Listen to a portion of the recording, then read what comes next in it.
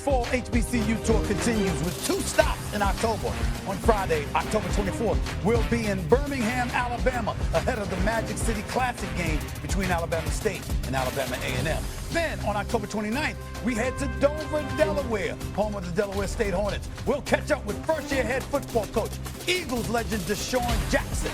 Don't miss First Take celebration of historically black colleges and universities this month.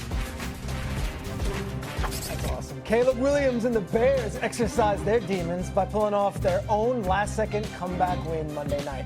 Up against a team that derailed their season with a Hail Mary a year ago, Williams found a way, threw for a touchdown, ran for another to win his 3rd straight game. The Bears, they have now 3 straight wins since starting the season 0-2, while scoring at least 20 in each of those games. So far this season, Caleb has increased his passing yards per game, his attempts yards per attempt, and is taking less sacks compared to last season. So, Mad Dog, I ask, are you all in on the Caleb Williams era in Chicago? I am not, and great job for Troy Aikman on Monday night, because Troy wasn't into it either. You can tell just by listening to his commentary. And if Ben Johnson, who's done a hell of a job, and Caleb Williams are going to sit there and tweet about Troy Aikman, timeout. Well, Ben Johnson didn't tweet anything. Well, I mean, I thought Ben Johnson didn't like what Aikman had to say. He addressed it in the press conference. This is Troy Aikman. I mean, this is one of the great quarterbacks in the history of the National Football League with three Super Bowls where he played great in all 3 games. If he wants to have a comment on Caleb Williams, he's allowed to have a comment on Caleb Williams. Deal with it. Me, you want to kill me, go ahead. What do I know? Because I don't love Caleb Williams either. He creates his own chaos in some of these games. 26% inaccuracy rate. ESPN made sure they gave you that percentage when they said his throws at times can be inaccurate. He fumbled that snap, which cost him an opportunity to win the game late in the 3rd quarter, early 4th quarter. And he's just, I don't know, he's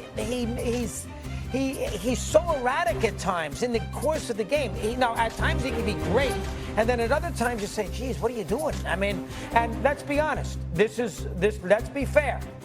Right now, and the Bears have a history of doing a horrific job with quarterbacks. Yep. Justin Fields, Cade McNown, Trubisky. I mean, this is nothing new. If you're the Bears, and you want to analyze this, would you rather have Jaden Daniels, who was picked 2, or Williams? I don't know. What do you think? Daniels. Yeah. He got to an NFC championship. What about Drake May? There's the next one I was just going to mention. You want Drake May, or you want Caleb Williams? It's a little early yet for Drake May, but at the early returns, give me Drake May. I take him right now over Caleb Williams. So to me, despite their record, good win. Daniels fumbled. That's the reason they won the game. But overall, I am nervous about him if I'm a Bear fan going forward, big picture. Stephen A? A couple of things. Well, I disagree with Doggy, but before I disagree with Doggy, let me say this. I've been at ESPN since 2003, with the exception of the 2-year hiatus from 2009 to 2011. One of the proudest moments I believe we should have is when we acquired Joe Buck and Troy Aikman to do Monday Night Football. You're talking about the A-team, and you're talking about a guy in Troy Aikman who is a 3-time Super Bowl champion, smart as a whip, incredible integrity, and anybody in the world of football who has a problem with him talking about a quarterback should really, really check themselves. You could have people just as qualified, because there are some who are. There's nobody more qualified than Troy Aikman to be talking about the quarterback position in the National Football League. So everybody just needs to stand down. Let's get that out the way first. Now let me get to the point about Doggy on Caleb Williams. Doggy, I get where you're coming from, but I respectfully disagree with you, and I'm going to tell you why. Over his last 12 starts, do you know that Caleb Williams has thrown 20 touchdowns and just 3 interceptions? Do you realize that Caleb Williams is on his 3rd head coach into this season, game 18 of his professional career, Doggy, on his 3rd head coach and his 4th offensive coordinator? Who's had to deal with that? Tell me a quarterback in NFL history that's had to deal with 3 different head coaches and 4 different offensive coordinators inside of 18 games. That was Caleb Williams. Also, we have to take into account that Drake May actually helps the argument to believe in a Caleb Williams. Here's why.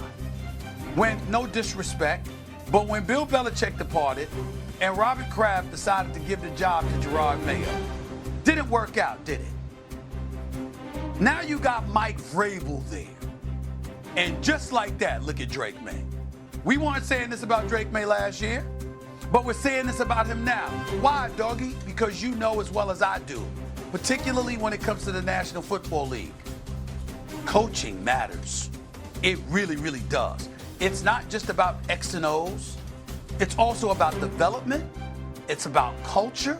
And it's about making sure that that culture is something that augments and elevates your quarterback as opposed to compromising their level of production. That is what Mike Vrabel has done in New England in a short stint there already, only 6 games in. We got to give credit where credit is due. Right now, Mike Vrabel is a candidate for Coach of the Year because of how New England has looked. Now we get back to Caleb Williams. Jaden Daniels hasn't had to deal with that. Even Drake May hasn't had to deal with that. So look at what Caleb Williams has had to deal with, and look at him from the first 2 games to the last 3 games.